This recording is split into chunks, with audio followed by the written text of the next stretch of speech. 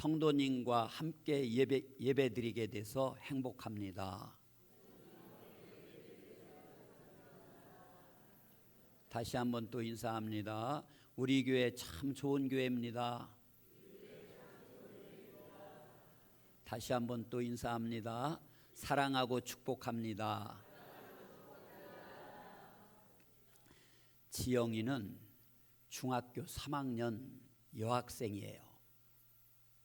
초등학교 1학년 때 불의의 교통사고로 아빠와 엄마를 모두 잃었습니다. 한꺼번에 엄마 아빠가 하늘나라로 간 날 지영이는 눈앞이 캄캄했어요.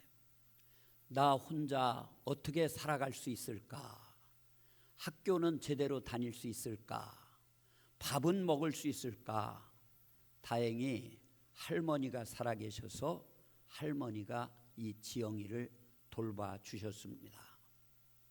할머니는 산에 가서 산나무를 뜯어다가 그것을 길거리 좌판에 놓고 팔아서 지영이 밥을 먹이고 학교도 보낸 거예요. 밥을 먹을 때마다 지영이는 눈앞이 캄캄해집니다. 내가 과연 언제까지 며칠이나 더 밥을 먹을 수 있을까?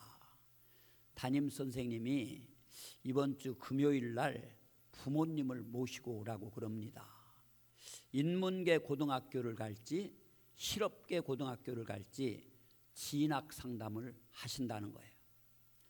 할머니가 학교에 오실 생각을 하니까 지영이는 또 눈앞이 캄캄해집니다. 구부러진 허리에 남루한 옷차림, 나이가 많으셔서 손등은 시커멓고 날마다 산나무를 뜯고 다듬어서 이 손톱에는 까만 때가 끼어 있고 그 할머니 모습을 친구들이 보면 나를 놀릴 텐데 할머니가 학교에 오실 것을 생각하니 지영이는 또 눈앞이 캄캄해지는 거예요. 할머니, 이번 주 금요일 날 부모님 모시고 오래요. 한마디만 하고 아무 말도 안 했어요. 하기가 싫었습니다. 그런데 금요일 날 교무실에서 담임선생님이 지영이를 부르는 거예요. 교무실 문을 열고 들어가는 순간 지영이는 눈앞이 캄캄해졌습니다. 하필이면 할머니가 손을 좀 뒤로 숨기고 말씀을 하시지 그 시커먼 손을 가지고 담임선생님 손을 꼭 붙잡고 대화를 나누고 계신 거예요. 너무너무 창피하고 너무너무 눈앞이 캄캄해지는 겁니다. 그런데 담임선생님이 말씀하십니다. 지영아, 이리 와봐. 내 할머니 손을 봐. 할머니가 우리 지영이를 얼마나 예뻐하시는지 할머니 손을 봐. 지영이는 할머니 손을 보는 순간 깜짝 놀랐습니다. 할머니 손이 시커먼 것이 아니라 빨간 거예요.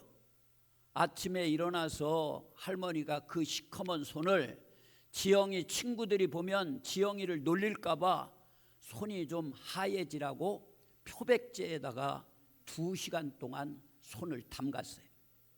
그래도 아무런 변화가 안 일어나니까 수세미로 손등을 팍팍 문질러 내기 시작했습니다. 그래도 이게 잘 씻어지지 않으니까 이번에는 철수세미로 손등을 팍팍 문질러 대기 됐어요. 너무 세게 문질러서 손등이 까지고 상처가 나고 피가 나고 그래서 빨개진 거예요. 선생님이 또 말씀하십니다. 지영아, 할머니가 너를 얼마나 예뻐하시는지 봐라. 할머니가 너를 이렇게 예뻐하시고 너에게 기대를 하는 것이 있는데 내 엄마 아빠 돌아가셨다고 쉽게 포기하고 주저앉고 절망하고 꿈을 포기해서야 되겠니? 할머니 마음이 얼마나 아프시겠니? 할머니를 봐서라도 열심히 공부해야지. 할머니가 너를 얼마나 예뻐하는지 할머니 손을 봐. 지영이는 자기도 모르게 할머니 품에 고개를 파묻고 엉엉 울기 시작했습니다. 그리고 실업계 고등학교에 진학을 했어요. 고승욱 전도사는 감신대 학생으로 군대를 다녀와서 종교철학과 3학년에 재학 중이었습니다. 강화에서 목회하시는 목사님의 아들로 누나와 함께 서울에서 방을 얻어 자취를 하며 학교를 다니고 있었어요. 또 이 고전도사는 강화의 오상교회라는 교회에서 교육전도사로 학생들을 가르치고 있었습니다. 그런데 교육전도사로 있는 그 오상교회 학생 예배 시간이 다 됐는데도 교회에 나타나질 않는 거예요. 아무 연락도 없이 말입니다. 휴대폰을 수없이 해도 전화를 받질 않습니다. 하는 수 없이 그날 학생 예배는 담임 목사님이 인도를 했어요. 이튿날 주일인데도 고전도사는 교회에 나타나질 않았습니다. 이상히 여긴 담임 목사는 고전도사 아버지 목사님께 전화를 걸어서 고전도사가 어제부터 교회에 오지 않았다고 이야기를 했어요. 아버지 목사님은 아들 전도사가 당연히 교회에 출근해서 사역 중이려니 생각하고 있었다는 겁니다. 함께 자취하는 누나에게 전화를 해보니까 누나는 토요일 교회일 때문에 동생이 방에 있는 것을 보고 먼저 나갔다는 거예요. 고전도사와 친하게 지내는 친구들에게 수소문을 해봐도 연락이 되지 않아서 행방을 모른다는 그런 대답이었습니다. 그래서 자취하는 집에 한번 가보라 해서 이 감신 다니는 친구들이 그 집에 가보니까 이 고전도사는 이미 사망해서 싸늘한 시신으로 변해 있었다는 거예요. 아무 타살 흔적도 없고 부검해 보니까 이게 심장마비로 사망을 했다는 겁니다. 얼마나 기가 막힌 일입니까? 그 아버지 목사님, 제가 같은 지방에 같이 목회를 해서 잘 아는 목사님이에요. 우이로 딸 둘만 낳았다가 늦게 늦둥이로 아들을 얻었다고 그렇게 좋아했었는데 그 아들이 이렇게 비명에 간 겁니다. 제가 아버지 목사님께 문자를 보냈습니다. 목사님, 사모님 얼마나 비통하십니까? 아드님 소식 들었습니다. 힘내세요. 하나님의 큰 위로가 있으시길 기원합니다. 이렇게 보냈더니 목사님으로부터 답장이 왔습니다. 많은 위로와 기도 덕분에 조금씩 치유되고 있습니다. 나보다 더 아픈 이웃들도 있으니 힘을 내야죠. 감사합니다. 사랑하고 존경하는 우리 당진 방주 가족 여러분, 인생을 살다 보면요, 우리 눈앞이 캄캄해질 적이 있어요. 내가 아무리 돈이 많아도, 내가 아무리 높은 지위에 올라가 있어도, 심지어 내가 예수를 잘 믿고 신앙생활을 열심히 해도 인생을 살다 보면 어김없이 눈앞이 캄캄하고 눈앞이 막막해지는 그런 현실이 내 앞을 가로막고 내 인생을 가로막을 때가 있습니다. 예수 잘 믿어서 신앙생활 잘하면 눈앞이 캄캄해지는 현실이 찾아오지 않는다면 얼마나 좋겠습니까? 그런데 예수를 믿든 안 믿든 모든 사람에게는 눈앞이 캄캄해지는 현실이 어김없이 찾아옵니다. 예수 잘 믿는다고 감기에 여러분 안 걸립니까? 예수 잘 믿는다고 대학 입시에서 안 떨어집니까? 예수 잘 믿는다고 실직하지 않습니까? 부도나지 않습니까? 암에 안 걸립니까? 안 죽습니까? 예수를 잘 믿든지 믿지 않든지 모든 사람에게는 이와 같이 눈앞이 캄캄해질 그런 현실은 누구에게나 찾아온다는 그런 말씀이에요.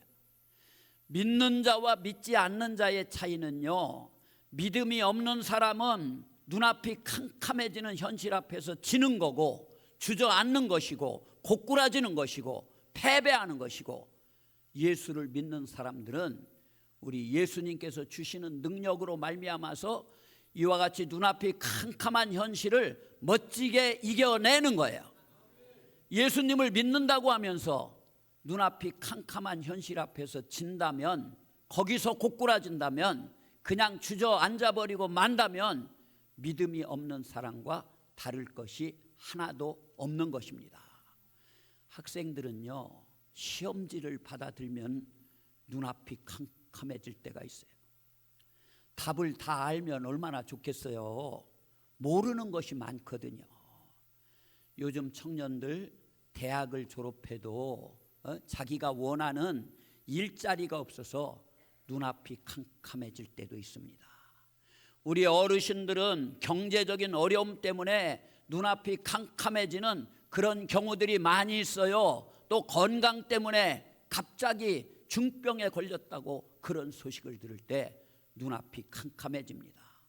그래서 프랑스 실존주의 철학자 사르트르는 이런 우리들의 현실을 가리켜서 노익짓, 인생이란 출구가 없다, 그런 얘기를 했어요. 인생은 그래서 무의미한 것이다. 인생에게는 비상구가 없다. 인생은 고독한 것이다. 그렇기 때문에 이빨을 닦을 필요도 없다. 그렇게 외쳤던 사람이 사르트르라고 하는 문학가요 철학자입니다. 어차피 인생이 무의미하고 고독하고 또 출구가 없는 것, 이거 아침에 일어나서 이빨을 뭐하러 닦냐는 거예요. 이 사르트르는요, 키가 157cm의 단신이었습니다. 1964년에 노벨 문학상 수상자로 선정됐는데 나는 그런 상 안 받는다 하고 스스로 거부를 했던 사람이에요. 인생에 출구가 없다고 생각하고 살아가는 사람, 이 사람 한번 사진 표정을 보십시오. 굉장히 참 초췌해 보이죠? 왜 그렇겠습니까? 절망하고 있기 때문에 그래요. 출구가 없다고 믿으니까 그렇습니다. 이런 표정을 짓고 살다가 죽는다면은 그 인생이 얼마나 무의미합니까? 얼마나 또한 억울합니까? 파스칼이라고 하는 철학자는 출구가 없다라고 생각하는 사람들을 향해서 그렇게 생각하는 것은 하나님 없는 인간의 비참함이다, 그런 얘기를 했어요. 출구가 없다고 생각하는 것은 하나님을 알지 못하고 하나님을 믿지 않는 사람들의 비참함일 뿐이다라는 거예요. 하나님을 믿는 사람들에게는요, 아직도 출구가 남아있는 줄로 믿습니다. 바로 그것은 하나님께서 마련해 주시는 출구예요. 내 능력 가지고 내 힘으로 어떻게 해볼 도리가 없지만은, 또 앞이 캄캄하지만 막막하지만 사람 힘으로는 아무리 찾아봐도 출구가 없지만, 문이 잠겨 있지만 전지전능하신 우주의 주인 되시는 하나님께서 여시는 하나님의 출구는 아직도 열려 있다는 거예요. 이것을 저는 오늘 아침에 제3의 출구라고 부르고 있습니다. 인생을 살다 보면요, 제일 첫 번째 문이 딱 막혀버릴 때가 있습니다. 제1출구를 막 열고 살아보려고 애를 쓰지만 또 두 번째 문이 가로막혀 있을 때도 있어요. 그때 우리는 여기가 마지막이라고, 이제는 끝이라고, 내가 할 수 있는 것은 아무것도 없다라고 포기를 할 때가 얼마나 많습니까? 그 앞에서 절망을 합니다. 무릎을 꿇습니다. 주저앉아버리고 맙니다. 이 출구가 막혔지만 남아있는 것이 있어요. 바로 그것은 제3의 출구, 하나님께서 친히 내 삶 속에 개입하셔가지고 아무것도 할 수 없는 나를 찾아오셔서 아무것도 할 수 없어서 주저앉을 수밖에 없는 나를 자녀 삼으시면서 아비의 심정으로, 부모의 심정으로 나를 찾아오셔서 내 손을 붙잡고 나와 함께 그 막혀있는 문을 직접 하나님께서 여시는 제3의 출구, 하나님의 출구가 남아있다는 사실을 믿으시기 바랍니다. 이런 출구가 딱 막힌 막막한 상황에서 나를 향해 다가오고 있는 하나님의 출구를 바라보면서 다시 새롭게 일어나서 비전을 향해서 도전하고 행진하는 것, 나를 향해 다가오는 삶의 출구를 바라보는 것, 그것을 우리가 믿음이라고 불러요. 믿음의 눈을 뜨시기 바랍니다. 영적인 눈을 떠야 돼요. 신앙의 눈을 열어봐야 됩니다. 인생을 살다 보면 제1출구도 막힙니다. 두 번째 출구도 막힐 때가 있습니다. 그래도 우리 인생은 끝나지 않았어요. 제3의 출구, 하나님의 출구가 남아있기 때문에 그래요. 그래서 우리 인생을 살다 보면 눈앞이 캄캄할 때 찾아올 때가 많아요. 사랑하는 우리 성도님들, 사르트르라고 하는 철학자의 말대로 정말로 우리 인생에게는 출구가 없는 것입니까? 제1의 출구가 막혀도 두 번째 출구가 남아 있습니다. 두 번째 출구가 막혔을 때 우리는 여기가 마지막이라고 절망을 해요. 그러나 아직 남아있는 것이 있습니다. 세 번째 출구, 하나님께서 마련하신 출구가 있다는 사실을 우리는 기억해야 돼요. 첫 번째 출구가 막히고 두 번째 출구가 막혀도 아직 끝난 것이 아니라는 사실이에요. 남아있는 것이 있다는 사실이에요.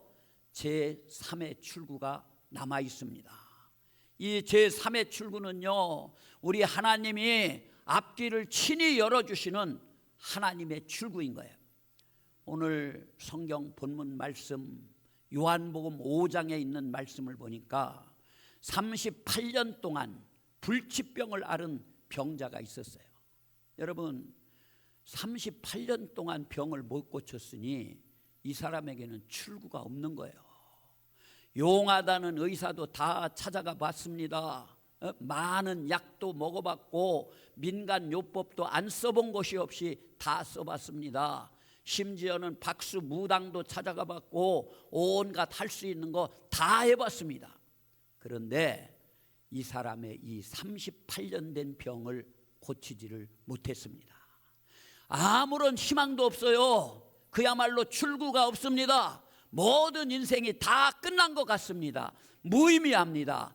노 익시트, 출구가 없다는 얘기예요. 그런데 어느 날 이에게 출구가 생겼어요. 베데스다라고 하는 연못이 있는데 여기 가서 천사가 가끔 물을 움직일 때가 있는데 그때 처음으로 그 연못에 뛰어들어가면은 어떤 병이든지 모든 병을 다 고칠 수 있다라는 베데스다 연못에 관한 소식을 이 사람이 듣게 되는 거예요. 이제 됐다. 거기에 가서 천사가 물을 동할 때, 물을 움직일 때 뛰어 들어가기만 하면 된다. 그러면 내 38년 된 병을 고칠 수 있다. 희망이 생겼어요. 드디어 출구가 생겨서 신나가지고 다른 사람들의 부축을 받아서 베데스다 연못가에 갔습니다. 거동이 불편해서 혼자 갈 수 없는 환자예요. 도움을 받아서 베데스다 연못가까지 갔습니다. 그런데 천사가 내려와서 물을 움직이는 순간 들어가 보려고 했지만 이 사람 거동이 불편하니까 마음대로 뛰어들어갈 수가 없어요. 자기보다도 행동이 더 빠른 사람들이 더 먼저 펄쩍펄쩍 뛰어들어가는 거예요. 실패하고 또 실패하고 또 실패하고 실패를 반복합니다. 사람이요, 실패를 반복하다 보면은 패배주의에 빠지게 돼 있습니다. 패배주의에 빠지다 보니까 뭔가를 시도할 의욕까지도 다 상실해버리고 또 뭔가를 행하려는 의욕이 없어져 버리고 도전해 보려고 하는 의지도 생기질 않는 거예요. 왜? 어차피 내가 먼저 들어갈 수 없는 것이 확실하니까. 이 베데스다 연못가에 그냥 누워만 있습니다. 그저 가만히 누워 있습니다. 왜 그렇습니까? 내가 먼저 뛰어들어가지 못하니까. 자기 힘으로는 못 들어갑니다. 자력으로는. 또 사람들이 부축해서 그 사람을 들고 집어 넣으려고 그러면 다른 사람이 먼저 뛰어들어가요. 그래서 예수님이 그 베데스다 연못가를 지나가시다가 이 38년 된 병자를 보셨어요. 이 병자를 볼 때 예수님의 마음이 참 아프셨습니다. 불쌍했습니다. 38년 동안 그 병을 못 고치는 그 질병도 불쌍했지만 그것을 고쳐보려고 아무런 노력도 하지 않고 있는 패배주의에 빠져서 의욕을 상실하고 있는 그 모습이 너무너무 불쌍했어요.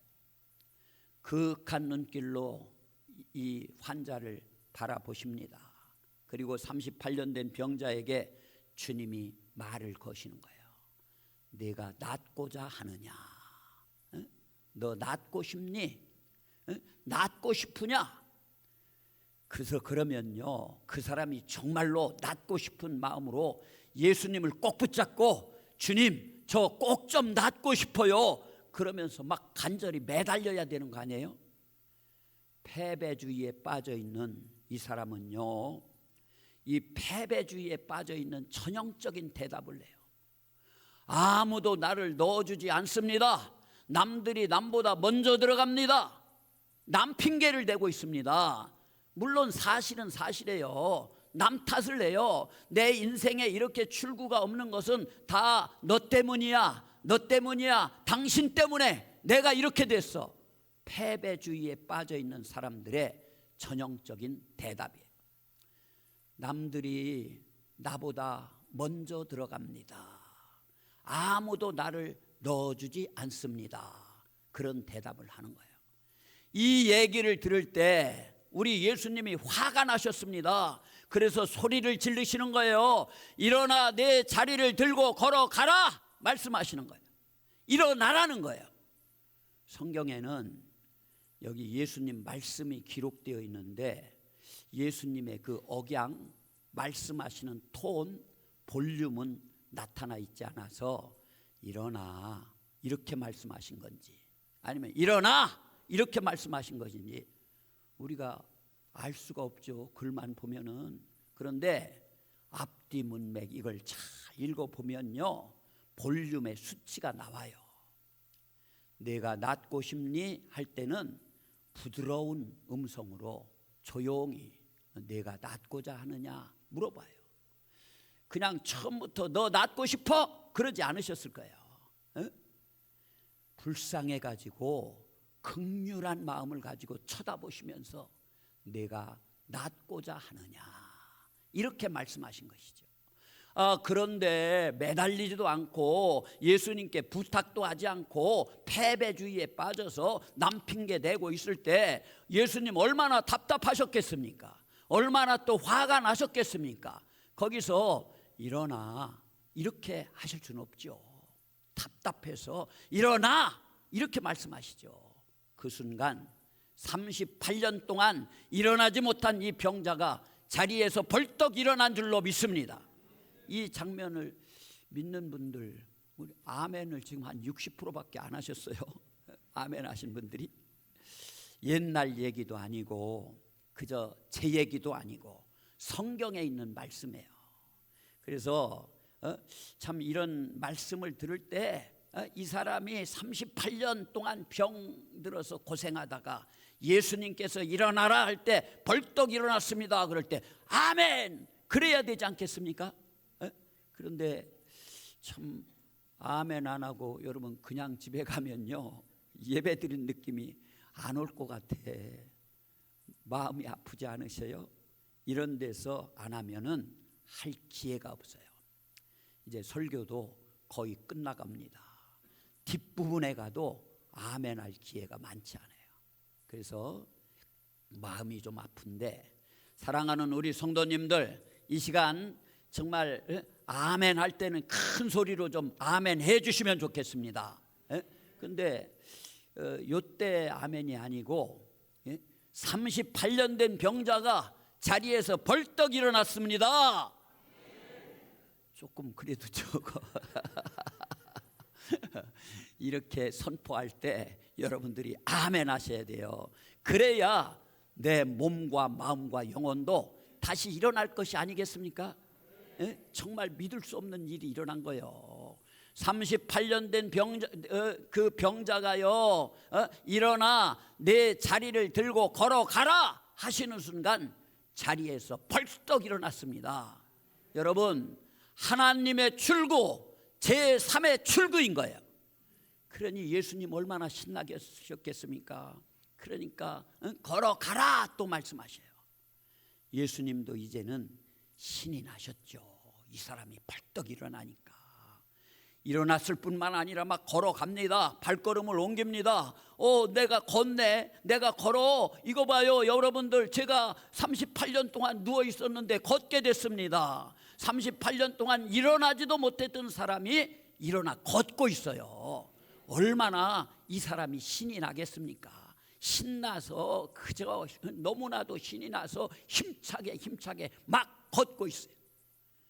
우리 사랑하는 성도님들, 여러분들이 인생을 살아가면서 가만히 누워가지고 패배주의에 빠져서 아무것도 하지 않고 있는 의욕을 다 상실하고 도전을 상실하고 비전을 상실한 그런 인생이 아니라 그 자리에서 벌떡 일어나서 비전을 향해서 신나게 걷고 신나게 막 달리고 신나게 뛰고 신나게 도전하고 신나게 행진하셔서 비전을 현실로 만들어가는 멋진 그리스도인의 삶을 살아가는 복된 성도님들이 다 되시게 되기를 우리 주님의 이름으로 축복합니다. 바로 예수 그리스도가요 38년 된 병자에게는 제3의 출구, 하나님의 출구였어요. 예수 그리스도가 여러분의 유일한 출구가 되시기를 간절히 축복합니다. 그래서 우리 주님께 피하고 예수님 붙잡아야 사는 거예요. 그래야 출구가 있는 겁니다. 이정하라고 하는 시인이 있어요. 이 사람이 마지막이란 말은이라는 그런 시를 썼어요. 제가 이 시를 한번 소개해 드릴 테니까 잘 보시고 한번 들어보세요. 마지막이라고 하는 말은, 이정하. 마지막이란 말은 하지 말기를. 설사 지금 떠나서 다시 못 본다고 해도 마지막이란 말은 결코 하지 말기를. 앞으로 우리 살아갈 날 수없이 많이 남아있으니 지금 섣불리 마지막이라고 단정짓지 말기를. 사람도 변할 수 있고 사랑도 변할 수 있는 법, 지금 공연히 마지막이라는 말을 해서 다음에 만날 수 있는 그 가능성마저 지워버리지 말기를. 숨을 거두기 전까지 우리 절대로 마지막이란 말은 입에 담지 말기를. 이런 시예요. 여기 이 마지막 구절을 오늘 아침 저는 이렇게 한번 고쳐보고 싶어요. 내 숨이 멈춘다 해도, 내 숨이 끊어진다 해도 마지막이라고 하는 말은 입에 담지 말기를. 왜냐하면 우리 믿음의 사람들에게는요, 우리 크리스천들에게는 숨이 끊어져도, 우리 숨이 멈춰도 영생이라고 하는, 천국이라고 하는 하나님의 제3의 출구가 남아있기 때문에 숨이 끊어져도 우리들에게는 마지막이 없는 줄로 믿습니다. 내 숨이 끊어져도 죽어도 마지막이 없는데 살아있는 동안 마지막이 어디 있겠습니까? 믿음의 사람들에게는요, 인생의 마지막은 없어요. 예수 그리스도가 우리의 출구가 되시기 때문에 다 막혀도 제3의 출구, 하나님의 출구가 아직도 남아있기 때문에 인생을 사시면서 여러분들이 첫 번째 문이 막히고 두 번째 문이 막혀도 너무 힘들어서 무릎을 꿇었다 할지라도 고개를 들고 두 눈을 부릅뜨고 믿음의 눈을 뜨고 영적인 눈을 뜨고 나를 향해 다가오고 있는 하나님의 출구, 제3의 출구를 바라보시면서 비전을 향해서 다시 도전하고 행진해서 비전을 현실로 만들어가는 감동의 드라마를 만들어가는 축복의 인생들이 되시기를 우리 주님의 이름으로 간절히 축복합니다. 기도하겠습니다. 거룩하신 하나님 아버지, 저희들 사랑해 주시는 은혜를 감사합니다. 우리 인생이라는 이 항해를 할 때 생각지도 않았던 정말 기가 막힌 상황들이 우리 앞에 놓일 때가 있고 내가 어떻게 해결할 수 없는 문제 앞에 직면할 때가 많이 있는 줄 압니다. 이럴 때 첫 번째 문도 막히고 두 번째 겨우 문이 열려지는가 했더니 또 그 문도 막혀버릴 때 우리는 절망하고 자포자기하고 그러고 말 때가 많은데, 하나님, 저희들 믿음의 눈을 뜨게 하여 주셔서 하나님께서 마련해 주시는 제3의 출구를 바라보게 하여 주시옵소서. 그래서 우리들 승리하는 인생을 살아갈 수 있도록 주님 함께하여 주옵소서. 예수님 거룩하신 이름으로 기도드립니다.